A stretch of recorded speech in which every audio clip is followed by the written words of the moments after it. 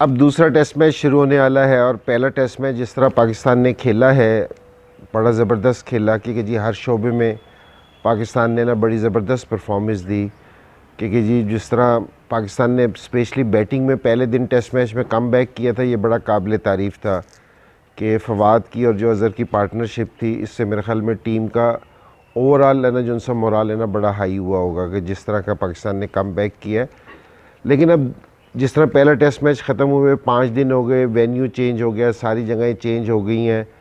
सो अब है ना साउथ अफ्रीका ने भी बैठ के सोचा होगा कि जी वो नई टीम आई थी, उनको बिल्कुल सब कॉन्टिनेंट में खेलने का आइडिया नहीं था कि यहाँ की पिचेस पे किस तरह खेलना है। लेकिन प्रोफेशनल टीम है, उन्होंने भी सारी चीज़ों को नोट किया होगा कि जी हम है ना कम बैक किस तरह कर सकते हैं या पाकिस्तान टीम को किस तरह काबू कर सकते हैं। और पाकिस्तान ने भी ज़रूर सोचा होगा कि जी हम है ना किस तरह है ना और बेहतर अपनी परफॉर्मेंस दे सकते हैं या अपनी इसी परफॉर्मेंस को किस तरह कंटिन्यू कर सकते हैं। ये पाकिस्तान के लिए बड़ा ज़रूरी है। तो दोनों ने अपने वीक पॉइंट्स पे और प्लस पॉइंट्स पे दोनों पे ज़रूर काम किया होगा। और यकीनन साउथ अफ्रीका की अगर मैं बात करूं तो उन्होंने कोशिश ये की होगी, अगर आप उनकी पूरा टेस्ट मैच देखें ना, वो सिर्फ इस चीज़ पे था कि जो उनकी थोड़ी सी रन्स की पार्टनरशिप बनती थी 40-50 रन्स की और विकेट गिर जाती थी। मेरे ख़्याल में साउथ अफ्रीका को इस चीज़ पे काम करने की ज़रूरत है। और पाकिस्तान के सब शोबों में मेरे ख़्याल में पाकिस्तान ने परफॉर्मेंस अच्छी दी, क्योंकि जी बॉलर्स ने बड़ी अच्छी परफॉर्मेंस दी, बैट्समैनों ने बड़ी अच्छी परफॉर्मेंस दी। स्पेशली पाकिस्तान ने ना स्लिप में या दूसरी जगहों पे आउटफील्ड में बड़े ज़बरदस्त कैच पकड़े, जो बड़ी ज़बरदस्त चीज़ थी। सिर्फ पाकिस्तान के मेरे ख़्याल में अगर जैसा हमारी मैनेजमेंट है वो कोई चीज़ सोच रही होगी तो वो ये है कि जी हमारा टॉप ऑर्डर पे जो ओपनर्स हैं वो थोड़ा सा स्कोर नहीं कर रहे, क्योंकि जी अगर वो थोड़ा सा स्कोर कर दें या उनकी की तरह पार्टनरशिप 50 से 60 रन का पाकिस्तान को स्टार्ट मिल जाए तो मेरे ख़्याल में बहुत अच्छा होगा। जो कोच और कप्तान के लिए हमेशा ये वाली चीज़ है ना अच्छी रही है, क्योंकि जी जिस टाइम है ना उनके लिए सिलेक्शन का मसला मुश्किल हो, क्योंकि जी सिलेक्शन करना है ना हमेशा ये गुड लक होती है किसी भी टीम की जिस टाइम मसला हो। लेकिन पाकिस्तान में अभी इसको हेडिक नहीं कहना चाहिए, क्योंकि जी आप वेन्यू के हिसाब से अगर चेंज करते हैं कि प्लेयर को, क्योंकि जी कराची में हमें पता चल रहा था कि और जिस तरह पाकिस्तान का वेदर है कि जी कराची में टर्निंग ट्रैक बन सकता है, फास्ट बॉलर्स को इतनी हेल्प नहीं मिल सकती। लेकिन पिंडी की जो सी वेदर भी है, कंडीशंस भी हैं, सारों को पता है कि चेंज है, वहाँ इस तरह का टर्निंग ट्रैक नहीं बन सकता। वहाँ मोस्टली जितने फ़र्स्ट क्लास के भी मैचेस होते हैं या टेस्ट मैचेस भी होते हैं तो ज़रा थोड़ा सा फास्ट बॉलर्स का एंड रहता है। तो उसमें यह कि जी चेंज करने में कोई मुज़ायका नहीं है, आप कंडीशंस के हिसाब से अपनी टीम को खिलाते हैं कि कहाँ हमने ज़्यादा स्पिनर्स खिलाने हैं, कहाँ हमने ना थोड़े स्पिनर्स खिलाने हैं। इसी तरह साउथ अफ्रीका ने भी अगर 2 स्पिनर्स खिलाए हैं तो हो सकता है कि जी इस टेस्ट मैच में आप उनको भी कंडीशंस के हिसाब से देख रहे होंगे। हो सकता है कि वो 1 स्पिनर्स के साथ जाएँ, 4 फास्ट बॉलर्स के साथ जाएँ, या उनकी बैटिंग चेंज हुई है तो वो हो सकता है कि जी अपनी एक बैटिंग 1 स्पिनर कम करके अपनी बैटिंग बढ़ा दें, 3 फास्ट बॉलर से खेल लें। ये सारी चीज़ें कंडीशंस पे हैं कि कंडीशंस बहुत है ना वो मैटर करती है कि जी टीम की अनाउंसमेंट में। और ये सारों से अच्छी बात है किसी भी टीम के लिए कि आपके पास सारी कंडीशंस के प्लेयर हों। तो और ये इस टाइम के जिस तरह हम कराची में खेले, हालांकि नुमान अली को हमने पहली दफ़ा मौका दिया था, उसने बड़ी ज़बरदस्त परफॉर्मेंस दी। यहाँ हमारे पास हारिस रऊफ़ बैठा है, अगर फास्ट बॉलर्स की कंडीशंस हैं, अगर ये बाबर को और मिसबा को ज़रूरत पड़ी अगर तेज़ खिलाने के लिए तो हो सकता है कि यहाँ हारिस रऊफ़ का भी डेब्यू हो सकता है।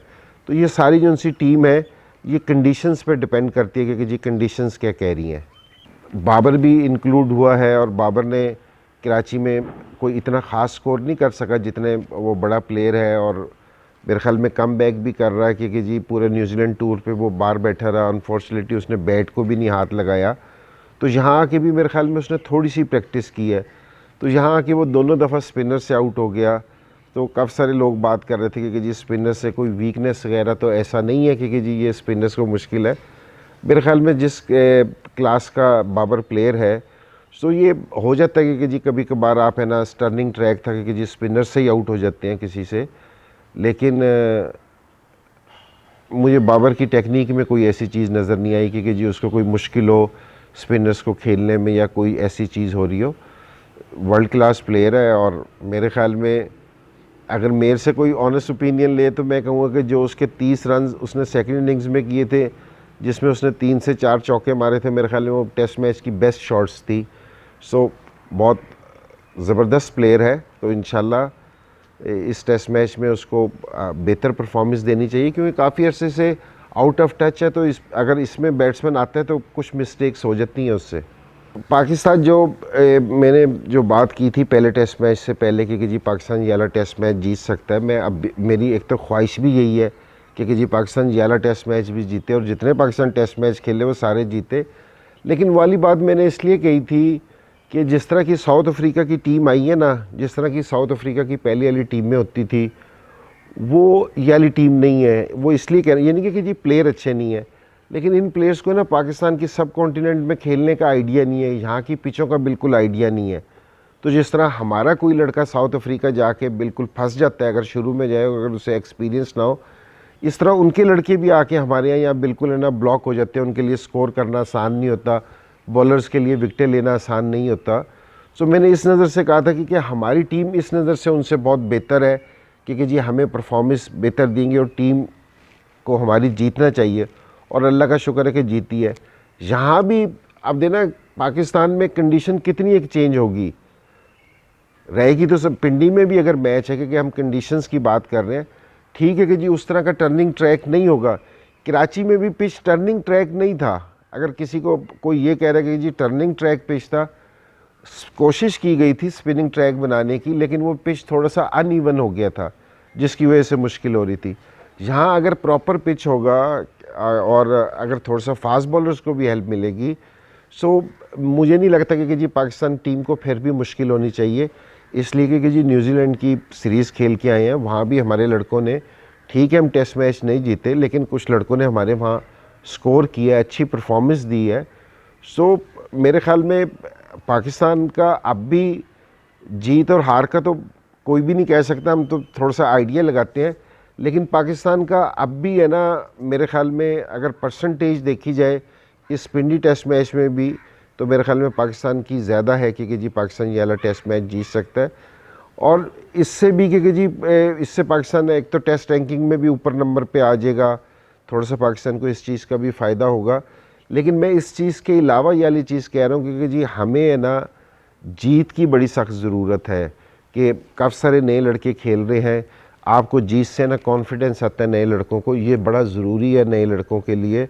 और हमारा कप्तान भी नया है टेस्ट मैचेस में, अगर वो साउथ अफ्रीका से इंशाल्लाह अगर सीरीज़ जीतता है तो उसके लिए भी कॉन्फिडेंस बड़ा, उसके लिए बाबर आजम के लिए भी बड़ा ज़बरदस्त है, और हमारे नए प्लेयर्स के लिए भी बहुत ज़बरदस्त चीज़ होगी याली। पाकिस्तान के लिए जो प्लेयर्स हैं ना, वो जिनको मैं हमेशा देखता हूँ कि मैं हमेशा उन प्लेयर्स को देखता हूँ कि जो मैच विनिंग जो टीम की तरफ लेके जाएं। तो मैंने ना पिछले 2016 से लेके 20 तक है ना यासिर को बहुत फॉलो किया क्योंकि जी इसने पाकिस्तान टीम को बहुत मैच जितवाए हैं। ये बड़ा ज़बरदस्त है क्योंकि जी ये मैच में इफ़ेक्ट डाल सकता है, क्योंकि जी ये इस तरह का बॉलर है कि जो सिंगल हैंडेड भी दूसरी टीम को रैप अप कर सकता है, ये बड़ा ज़बरदस्त है। और अगर मैं किसकी बात करूं कि फवाद आलम ने बड़ी ज़बरदस्त इनिंग्स खेली थी, कराची में भी बड़ी ज़बरदस्त इनिंग्स खेली थी, एक इसने न्यूजीलैंड में बड़ी ज़बरदस्त इनिंग्स खेली थी, अच्छी फॉर्म में है, तो मेरे ख़्याल में ये फ़र्क डाल सकता है कि अगर ये अपनी फॉर्म को कंटिन्यू करता है तो फवाद आलम है। और एक तीसरा बाबर आजम है, ग्रेट प्लेयर है, तो मेरे ख़्याल में कि जी इसको, और कप्तान भी है, तो मेरी ख्वाहिश भी है कि ये लीड फ्रॉम द फ्रंट करे। तो ये पाकिस्तान के ये 3-4 प्लेयर हैं, और भी प्लेयर हैं, मैं कहूँ कि जी शाहीन है, बड़ी ज़बरदस्त बॉलिंग करता है, तो इस तरह ये भी हमारा प्लेयर है कि जो मैच में फ़र्क डाल सकता है। तो बड़ी अच्छी जो ओवरऑल परफॉर्मेंस है। और सारों से ख़ास बात पाकिस्तान टीम की कराची में देखने में आई, वो किसी की इंडिविजुअल परफॉर्मेंस नहीं देखने आई, इज़ ए टीम एफर्ट जो ये टेस्ट मैच जीते हैं, तो ये बड़ी सारों से ज़बरदस्त चीज़ है।